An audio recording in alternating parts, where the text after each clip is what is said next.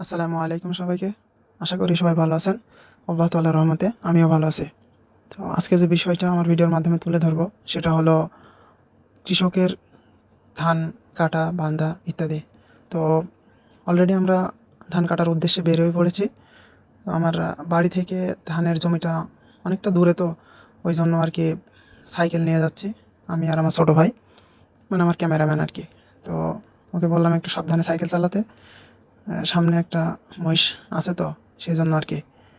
তো ও সাবধানেই মোটামুটি ভালোই সাইকেল চালাতে পারে আরকি। বিকেলবেলা ধান কাটার উদ্দেশ্যে রওনা দিয়েছি। কারণ একটাই, এখন যে পরিমাণ রোদের তাপমাত্রা এবং গরম সেটা বলার বাইরে।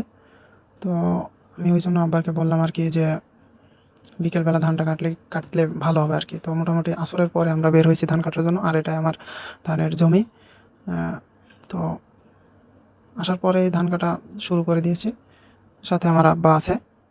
তো এখন ধান কাটতে মোটামুটি হয়তো সন্ধ্যা পার হয়ে যাবে। তবুও হয়তো ধান সম্পূর্ণটা কাটা হবে না, অর্ধেক হলেও হতে পারে। মোটামুটি আপনারা সবাই জানেন যে এখন মানুষ বিভিন্ন ধরনের ভিডিও তৈরি করে অনলাইনে দিচ্ছে আরকি। তো অনেক রকম ভিডিওই মানুষ দেয়। কিন্তু একজন কৃষক কীভাবে ফসল ফলায়, ফসল উৎপাদন করে, সেই ভিডিওটা কেউই দেয় না আরকি। তো আমি মূলত একজন কৃষকের সন্তান। তো কৃষকের কষ্টটা আমি মোটামুটি বুঝি। তো এইজন্য আরকি আমার ভিডিওর মূল মাধ্যম, মূল কারণই হচ্ছে এটা, যে একজন কৃষক কতটা কষ্ট করে ফসল ফলায় সেটা আরকি আপনাদের মাঝে দেওয়ার চেষ্টা করব নিয়মিত। আসলে একজন কৃষকের অনেক কষ্ট করে, অনেক ত্যাগের মাধ্যমে আরকি ফসল ফলায়। ফসলের ভিতরে অনেক ঘাস অথবা অন্যান্য আগাছা হতে পারে। ঠিক আছে? তো এই যে এখন দেখতে পাচ্ছেন যে আমার ধানের মধ্যে প্রচুর পরিমাণে ঘাস। তো এই ঘাসের মধ্যে অনেক সাবধানতার সাথে ধান কাটতে হবে। আর যদি সাবধানতার সাথে না কাটা হয় তাহলে হাত কেটে যাওয়ার সম্ভাবনা থাকে অনেকটাই বেশি। তো এরকম অনেক ফসল আছে যেগুলোর মধ্যে আ প্রায় সব ধরনের ফসলের ভিতরে ঘাস, আগাছা জন্মায়। তো এগুলো আরকি পরিষ্কার করতে হয়। তো পরিষ্কার না করলে ফসলটা ভালোভাবে হয় না আরকি। আমার ধানগুলা মোটামুটি খাড়া ছিল আরকি। তো কাটতে খুব একটা সমস্যা হয়নি। আর যদি ধান পুড়ে যায় তাহলে সেই ধানগুলা কাটতে আরও সমস্যা হয়। ঠিক আছে?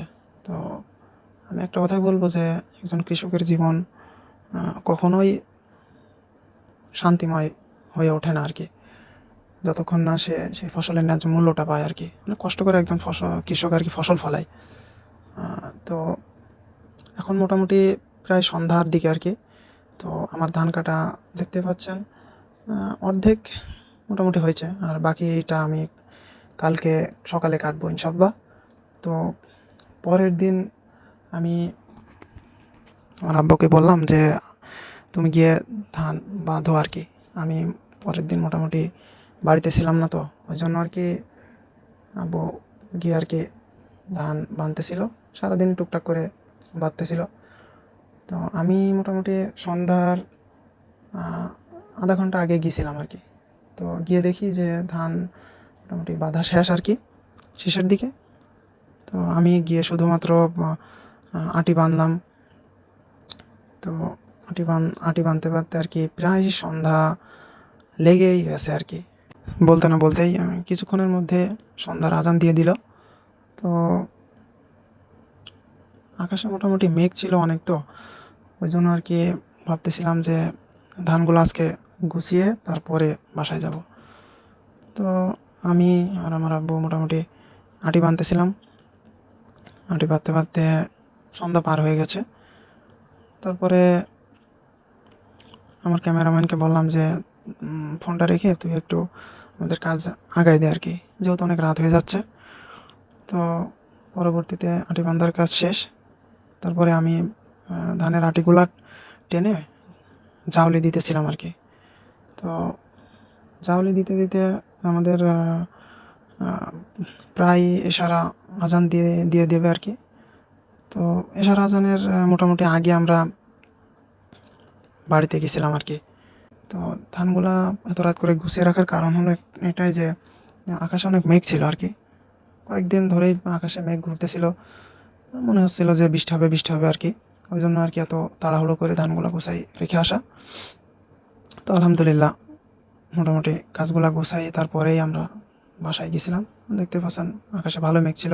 পরের দিন দুপুরের একটু পরে আর কি আব্বুকে বললাম চলো ধানগুলা নিয়ে আসি আর কি। তো বাড়ির পাশে কাকাকে বললাম, তো কাকার সাথে আমি গেছিলাম আর কি ধান আনতে।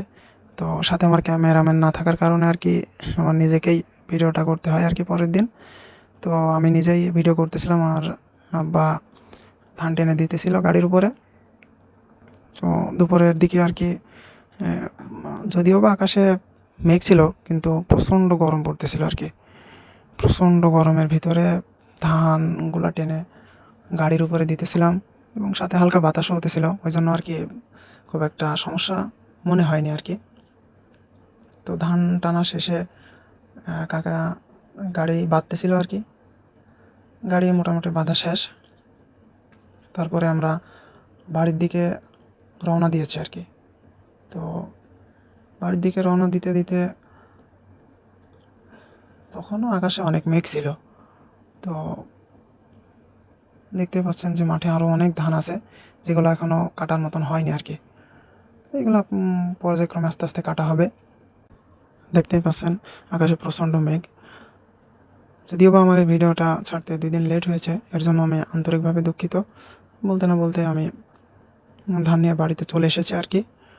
তো যারা মূলত কৃষককে ভালোবাসেন এবং আমার এই ভিডিও পছন্দ করেন তারা অবশ্যই আমার পেজটাকে ফলো দিয়ে পাশে থাকবেন এবং যারা ইউটিউব থেকে দেখছেন তারা অবশ্যই আমার চ্যানেলটাকে সাবস্ক্রাইব করে রাখবেন। সবাই ভালো থাকবেন। আসসালামু আলাইকুম।